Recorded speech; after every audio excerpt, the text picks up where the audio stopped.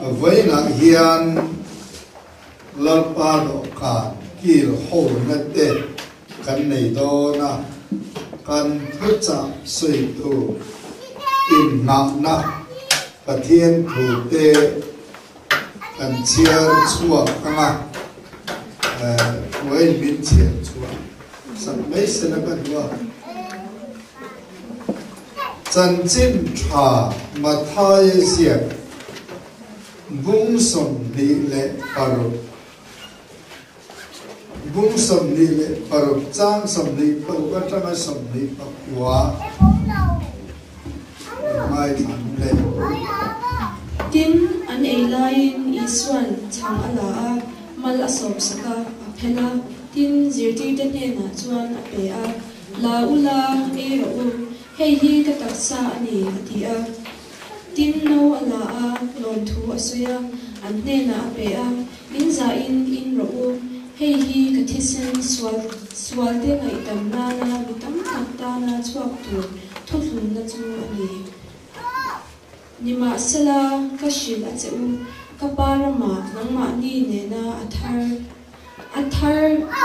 athar ka in ni athan ma lo song tun achina grab shri ra ami hi ka in le to lo ma ti a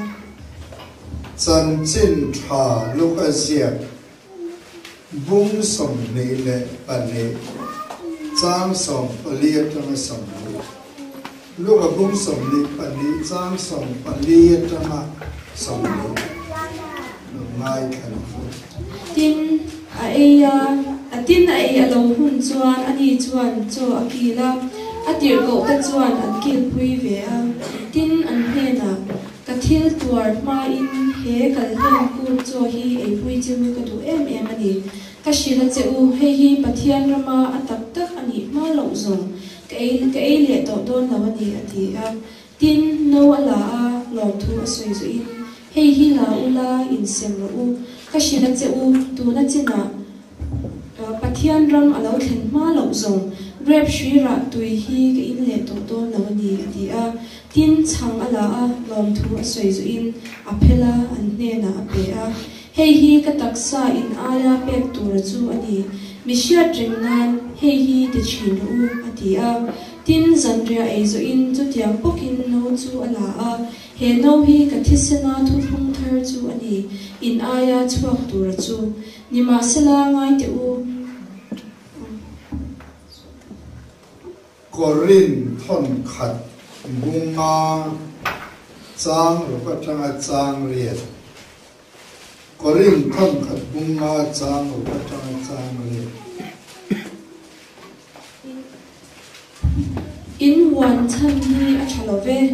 doi dim tlem te in chang lom chu apumin afan chuak thi ti in shilovem ni doi dim tel lovin tel lo in di ang booking chang lom thar in lo ni theinan doi dim lui chu thian fai u kan kal len kut na tur po an tal to sia krista nge chu wangin iku dang u doi dim luya kut lovin nun chiat le swal na doi dima kut hek lovin tak na le dik na chang doi dim tel lovin iku chok u Thieni an zatan mal se tukina thilpe kan la khom kha cheng sing ni sangli zathum som thum pasari ani sing ni sangli zathum som thum pasari pathiani aro puinan mal som sela apetu zong te pole dam takin mal som theu se ole voina hian lal i suwa taksa le khisen omzia ama lal i suwa ngeina ahun top dona zanria nunung azir tirte kin puina asukha tula kana ngai thak ang mathai sia kami te lokasia kami te korina mi te kha kan thuin na na tu ania ei lal i suwa taksa le hisen chung changa hian hemi ko han pol ho anga han ngai tua hi chuan lal i suwa thu cha nen hi chuan thil in min lo deu a oma chu voina hian han soi fia non le kadwa ei sakramen at buat sai don re ni chuan a ei thei chin nia ko hanin apom te ba hi kanin khom ngai miu man sakramen a chan chu ei thei le ei thei lo hi ko han kal phung pang ngai hi chuan a clear mai chu apoyen em na nia ei tlak le ei tlak lo hi ke ni chuan kan clear thina ama ero chu lali swa soi dan hian lali swa chuan atak sa le athisen chu miswal te tan ani thua saya alo moment emin kahia ei hi karil ruwa atlanang ren khopa hei mani khan lung leya kavakala in nei na mang turin ai nei te chu dan khat na bo thing zo lo amma loka in ruwa mizoti dan pangaya khulea khatiam anga palai te mga in soirema dan ni na in nei na kha ania chung ko ai o thu soina auma chuta chuan mi chelam pai na soya amil palamayo in kin ka soya karil ruwa thil thui de mai pathian thu alo oma lali suwa hi miswal te tan ani sia mitling lo te thin tir tu ani sia nasatakin ka thimlunga alo lang suwa ka lali suwa hian atak sa le athisen hi tu te tan nge ahlan tu te tan nge ape kan di chuan mitling lo miswal pathian no chua to pathian da na tling zo to lo swal wanga thitur thiam lo chantir to te lak let le na turatan khan lali so krista hi kantan ain pene voida yen chu ke mani chung chang a nge po yen kan ngai to chu len ka ya pathian huang pon lama ong to no chua to pathianin ama ang chunga kan omle theina tura lal i suwa himin pe ania lal i suwa tak sale kisen hi miswal te tanani ti voine le fe tharle guti ka cha tu chawni miswal ini ve chuan mitling lo ini ve chuan mithiam lo ini ve chuan lal i suwa thi sen le atak sa hi chu itan ngoi chu wangin miswal kan ni na che hi kan ni mit the ni chuan sakramen ei tur hian kan tling to ani ti ka se helaya dan le do nge mo ba nga khat e ngen khen na lam hoi zom chen ni lali so tak sa le ti sen kil tu te chu misual ten khatan me fel tak te lam to ra lo kal kan ni la misual te lama simtir to ra lo kal kan he ti misual te lama simtir to ra lo kal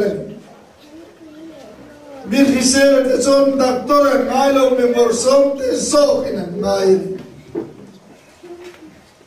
ama lali suwa ngei na tia chu wang chuan lali suwa tak sa le thi sen chu misual te tan alo ni tlat mai hi kan van nei na le kan ta na lut na ni lali suwa hian thi sen hi kan tan lo pe lo sel chuan pathian nei the na reng le pathian ne nen po the na reng kha kan nei mia pathian ne na kan in kar chu khizau tak ani to amaro chu lali suwa thi sena po na yin kan lo le ta pathian kia na pathian ne na min huai kheng ti tu chu lal i suwa thi sen ye chan dam kan mai na hian thil pan ya oma apa khat zo pe chu englai po kan soi wa kan soi thin ania chu che nge ni kan ti chuan misual thitu thiam lo chang to nu kan nia chu wangin setan na khuta kanom to a setan na khole tuini na din mana kan lo ding to chu me wang chuan lali so krista tlan na chu kan mamo ani ti hi soidan ber khiet zin ber ania adik po adik chia mai chu chu ama ero chu mi mai ai chuan apa khan le so chu pathian thin ur na la ka ta hi chandam kan ngai thatal setana la ka chan chon min lo chan chok te rem po ni se kan la ka pathian thin ur na hi ti kian na ni lo chuan chut e mai chandam ni thei kan lo ni reng lo ka pathian kan la ka athin ura pathian ti lu moi ni na kha ke ma ni na to lo reng kan eng ma yen kan eng ti ma yen kan ong dan eng ma yen pathian ti lu moi thi ama ero chu lal i suan ama thi sen nge apa ne na kan ta na han hlan khan lal i suwa thi sen chuan kan la ka pathian thin ur na ka ati kiang ta dai mai lal i suwa thi sen chuan kan la ka pathian lu ngoi lo na pathian thin ur na chu alo la kian to awangin lali so krista thi sen chuan pathian thin ur na la ka ta min chan hi ki chu kan na khami mala pe chu natla na e ma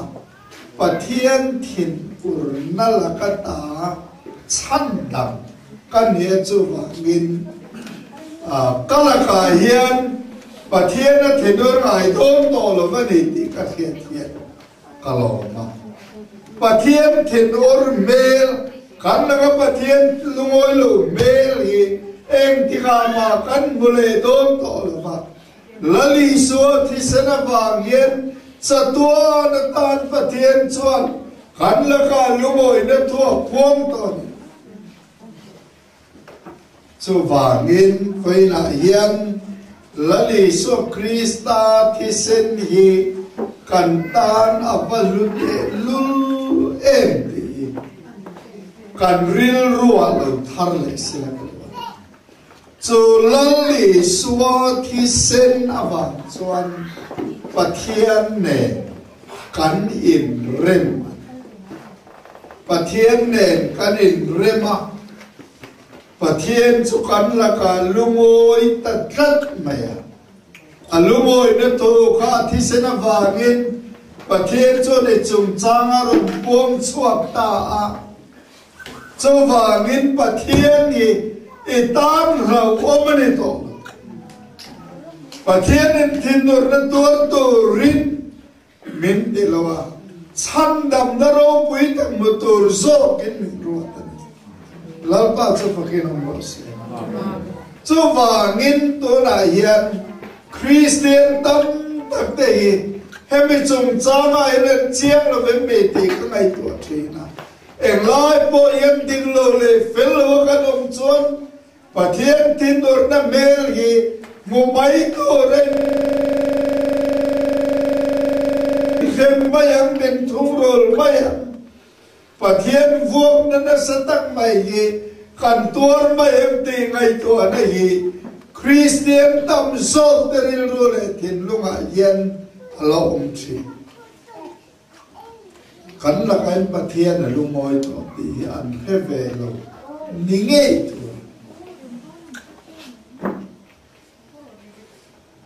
ring tunun ha dam thak na chu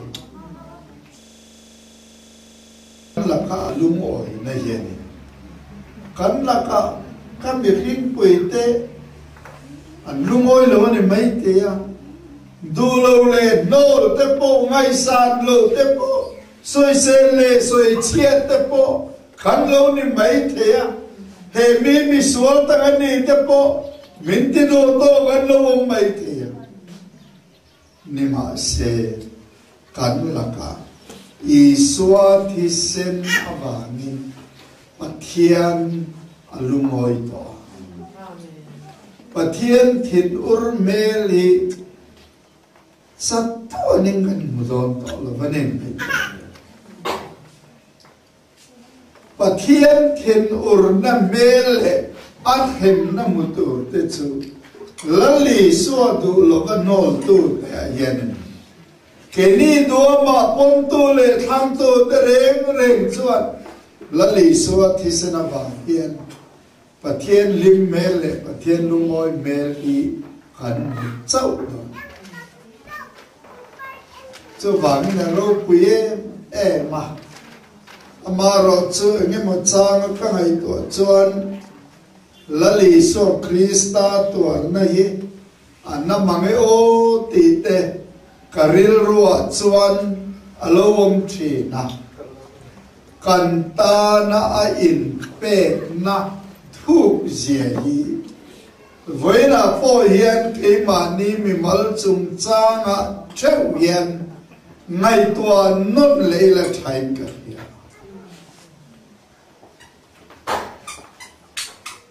atak sa kha ahan sim da tam mai ne athi sen kha kan ta na le bo ka andun kha hlan tap mai ne chu tiang anga thi chan le tur chan tla chu ke ma ni la ma yen than na le thin deng ma kan nei dir bok si lo pathian mangai na wang remot khan chu tiang ang khop chuan lali so Krista chu kan tan aroni pe alo pui ta set he ta thuthum lui ai gupta changa Israel fa de pathian ina tuai chua don zana kalhen kut na tura beram no chung kotinin an mani puala tal tura afiatir na ang khan kan kalhen na tu beram po antal to sia Krista ngei chu wangin ikutan uhan dia kan kal len kun na tu tan bo yata salata kan chua thei na tura lali so Krista kan tan talahan tam mai an ni to yen lainan oma atuar na hera khabe ema ni chena na upang ho chang von soina tarla nang mai khan mi khem tenga lo min boy ngai siama ama le mai titlom so ka thi khop phia la thu som na lo ta atia chu wangin vaina yan lali so Krista thisen hi kantan lu a ro lali so thisen mi ati dam dam hi mai wa chiem swal na eden swal na kan ve khem hona min nok lut thei khopa swal ra kha ke ni la kan te re thei lek lo kan te dam thei lek lo eden bo chiet na kha i swa thi sen chuan ser lam le ulo khapi an idam mai ne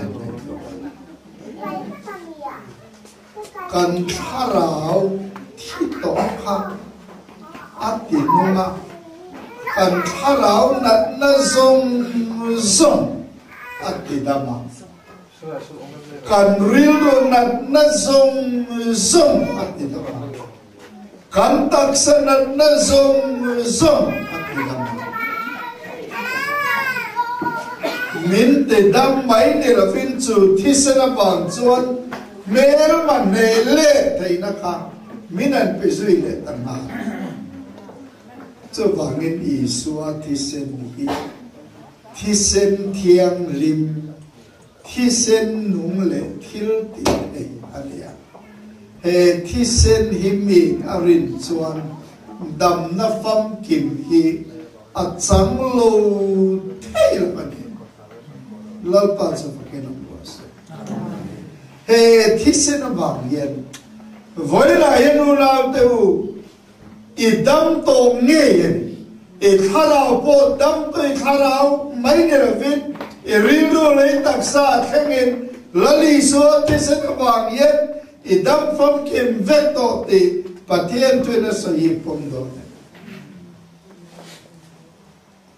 chu pai mo khom mai lali so thisen bang yen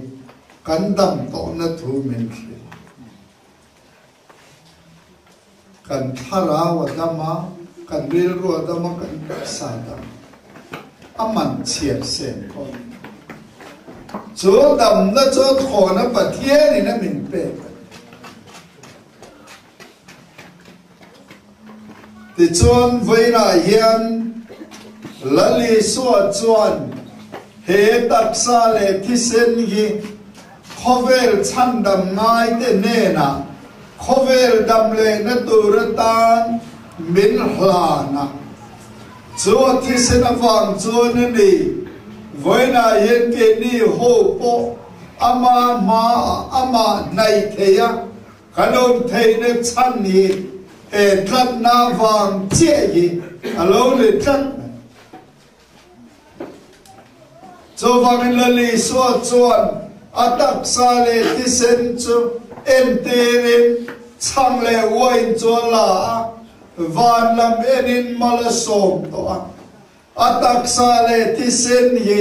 mi som de tan dam le mal som na le theinan lali so chuan mal lo som to chu to nge su te chu mal som to sa taksa le thisen kantana men pe ka chu rin na ei turin voina hian kan in buat sai ne lo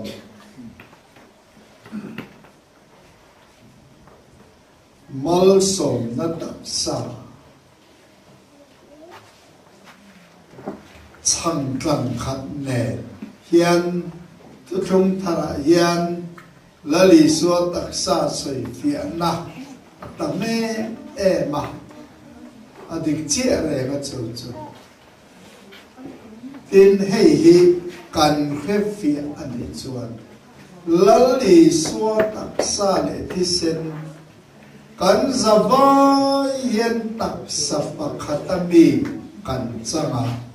kan zawai hian chu ti sen chu kan in ani si chuan in pung khat lo thei din muna hian kan ding khat ring tu ti chu in pung khatan mu yom ho mu ti ngai mà lai deu khan milim mo ven trong kam mo deu men ne kal vari chul ku al khat kan ni lo men tri